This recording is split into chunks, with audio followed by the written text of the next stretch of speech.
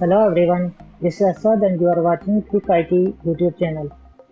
Today we will perform a lab in GNS3 to configure MikroTik router with a very basic configuration to get internet access. We will use two interfaces in the router. The first interface will be configured as a WAN with ISP to get internet access.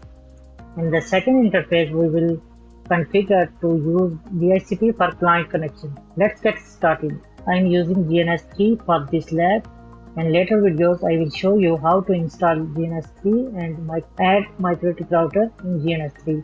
I have written steps to make process easier for you, and we will follow the same steps to configure the router. Let's get started. We will take the MikroTik router in GNS3 and then cloud to give internet access. Okay, this is our cloud, and then one virtual PC to test the connection. First we will connect cloud ether 1 to router ether 1. This ether 1 we will configure as a WAN, and then ether 2 to PC. This ether 2 we can connect to the switch, and then we can connect multiple PCs. Later I will show you. To configure the MikroTik router, you need the WinBox. To download the WinBox, you can go to the mikrotik.com website. From here you can download WinBox. I have already downloaded, so let me open. Once you will open the WinBox, go to the neighbors and refresh. Then you can see the MikroTik router. It's not showing here because the MikroTik router is not on. So you have to turn on from here. Turn on all devices to show in the WinBox. Let us open the WinBox. In neighbor section, refresh it, and you can see MikroTik router is showing here. Just click here and connect. By default there is no password, so on first login you can change the password. I'm putting admin. Open side by side so you can see the steps and configuration together. We have two connected interfaces, the first and the second one. The first one, as we said, we will configure as a WAN. So let me rename as a WAN.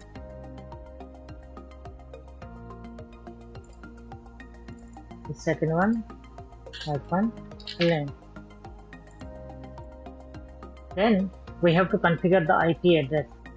Go to IP addresses. You can see it's get IP address from the ISP automatically, but you can configure manually as well. Okay, I will show you how to configure manually. Let me remove this one. Okay, let me put the address like 192.168.168.245.135/24 on ether WAN interface. Apply. Okay. So one interface is configured. Now we need to configure the DNS. Go to IP, DNS. We need to configure the public DNS. Okay. Next step is to configure the WAN interface. We'll go to IP address again and add address 192.168.1.1/24. One second interface. This will be our DHCP interface. Okay. Now we will go to IP, DHCP, set up DHCP server. Okay. Select the interface. Select the interface length. Next, you can see it's got the IP automatically. Why? Because we have assigned the IP to this interface here. Click next. Next, this is the range for the IP, which whenever the client will get connected to the router, it will get this IP from 192.168.1.2 to 254. But you can change this range as well. You can make it like 10 to 200. Next, this is the DNS, default DNS. Click next and finish. You can see the DHCP server is configured and DHCP pool is automatically created. So you can see IP pool from here, IP and pool. So this is the pool we created while configuring the DHCP server. So this is finished. Now we have to configure the root, IP routes. You can see the root is configured dynamically. Why? Because the IP was received dynamically, so it was configured dynamically. You can configure manually as well. So you can see, if you know the gateway, just take the gateway, remove this one, you can manually configure. Any address want to send packet, it will route to this gateway. This is gateway for the WAN, Ether 1. So just apply OK. So it's green and it's active. AS means it's active and static. And you can see two other routes as well. These two routes are configured automatically. You can hover the mouse over here and you can see the D dynamic, A active and C connected. So these two routes are connected and active as well. Now this is finished. Now we have to configure the NAT. We will go to IP, firewall and NAT. Add screen NAT and out interface will be WAN. Action will be masquerade. It will translate the private IP to public IP. Otherwise you cannot get the internet access.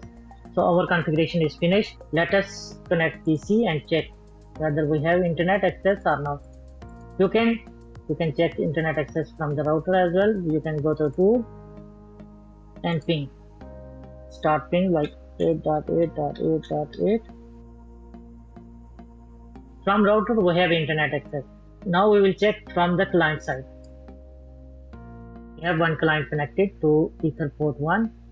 We can see port from here. We have one client connected from Ether 2. We can right click and go to the console. IP DHCP. Okay, it's receive an IP address from the router. This is 192.168.1.200. So let us try to ping the router first over gateway 192.168.245.2. Yes, it's accessible. Now let us try to ping public DNS to make sure we have internet access. 8.8.8.8. Enter. Yeah, we have the internet access. Guys, this was the basic configuration for MikroTik router to get internet access. I will show you in next video how to configure bridge interface and add ports in it.